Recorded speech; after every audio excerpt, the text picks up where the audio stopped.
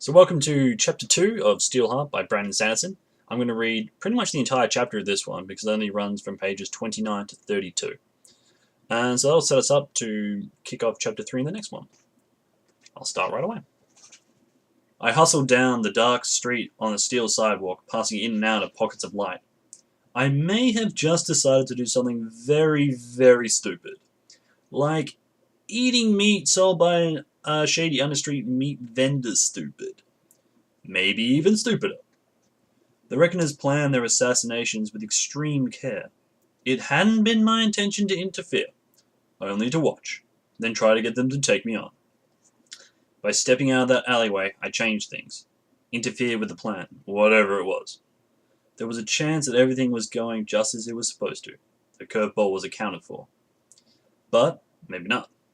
No plan was perfect, and even the Reckoners failed. Sometimes they pulled out, their target left alive. It was better to retreat than risk capture. I didn't know which situation this was, but I had to at least try to help. If I missed this opportunity, I'd curse myself for years.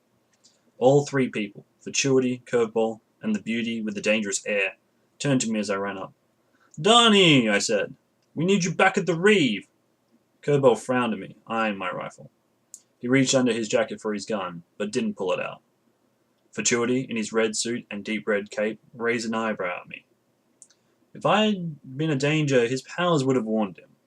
I wasn't planning to do anything to him in the next few minutes, though, so he got no warning. "Who are you?" Curveball demanded. I stopped. "Who am I? Sparks Donnie. I've worked for Spritzer for 3 years now. Would it kill you to try remembering people's names once in a while?" My heart was thumping, but I tried not to show it. Spritzer was the guy who ran the Reeve Playhouse. Spritz wasn't an epic, but he was in Steelheart's pay. Pretty much anyone with any influence in the city was. Curveball studied me suspiciously, but I knew he didn't give much mind to the low-life thugs around him. In fact, he probably would have been shocked by how much I knew about him, along with most of the epics in New Cargo. "Well?" I demanded. "You coming?" "You don't give me lip, boy. What are you, a door guard?" "I went on the Indolin raid last summer," I said, crossing my arms. "I'm moving up, Donnie." "You call me sir, idiot," Curveball snapped, lowering his hand from his jacket. "If you were moving up, you wouldn't be running messages. What's this nonsense about going back? He said he needed Fatuity to run some odds for him." I shrugged. "He didn't tell me why. He just sent me to get you. Said to say that he'd been wrong, and you weren't to bother Fatuity." I looked at Fatuity. "I don't think the Spritz knew about, that you had plans, sir." I nodded to the woman. There was a long, uncomfortable pause. I was so nervous, you could have scratched off a lottery ticket by holding it against my knuckles. Finally, Fatuity sniffed. "Tell Spritz he's forgiven this time. He should know better. I'm not his personal calculator." He turned, sticking out his elbow to the woman and walking away, obviously assuming that she'd jump at his whim. As she turned to follow, she glanced at me, long lashes fluttering above deep blue eyes. I found myself smiling. Then I realized that if I'd fooled Fatuity, I'd probably fooled her. That meant that she, and the Reckoners, now thought I was one of Steelheart's lackeys.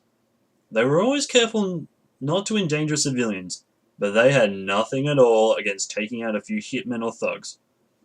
"Oh, Sparks," I thought. I should have winked at her. Why didn't I wink at her? Would that have looked stupid? I never really practiced winking. Could you do it the wrong way, though? It was a simple thing. "Something wrong with your eye?" Curveball asked. Got a lash in it," I said. "Sir, sorry. We should get back." The thought of the Reckoners setting off their trap in time to take out Curveball, and me, as a nice side effect, suddenly made me very, very nervous. I hurried down the sidewalk, splashing through some puddles.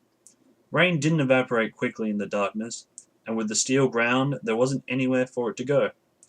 The diggers had created some drainage, along with pipes to circulate air in the understreets, but their eventual madness had disrupted those plans, and they never finished. Curveball followed me at moderate speed. I slowed down, matching his pace, worried he might come up with a reason to go back to Fatuity.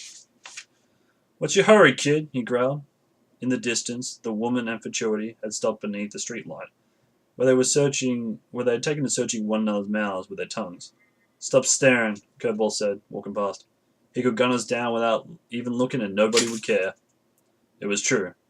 Futurity was a powerful enough epic that, so long as he didn't interfere with one of Steelheart's plans, he could do whatever he pleased. Curveball himself didn't have that kind of immunity. You still had to be careful when you were at his level. Steelheart wouldn't care if a minor epic like Curveball got himself stabbed in the back. I tore my eyes away, enjoying Curveball. He lit up a cigarette as he walked, a flash of light in the dark, followed by the cold red sizzle of the tip hanging in the air before him. "Sparks, Spritz," he said. Could have sent one of you lackeys up to Futurity in the first place. I hate looking like a slonst." You know how Spritz is," I said absently. "He figured that sending you would be less offensive to Futurity, since you're an epic." "Suppose you're right." Curveball took a pull on his cigarette. "Whose team you in?" "Eddie Meccano's," I said, naming one of the underlings in Spritz's organization. I glanced over my shoulder. They were still going at it. "He was the one who made me run after you. Didn't want to do it himself. Too busy trying to pick up one of those girls Futurity left behind. What a slants, eh?" "Eddie Meccano," Curveball said, turning toward me. The red of his cigarette lit his perplexed face in a scarlet orange. "He died in that skirmish with the Underbloods 2 days back. I was there." I froze. Whoops. Curveball reached for his gun. And on that cliffhanger, I'll leave it for now. If you want to see how this pans out, I will be doing the first 5 pages of Chapter 3 in the next one. Bye.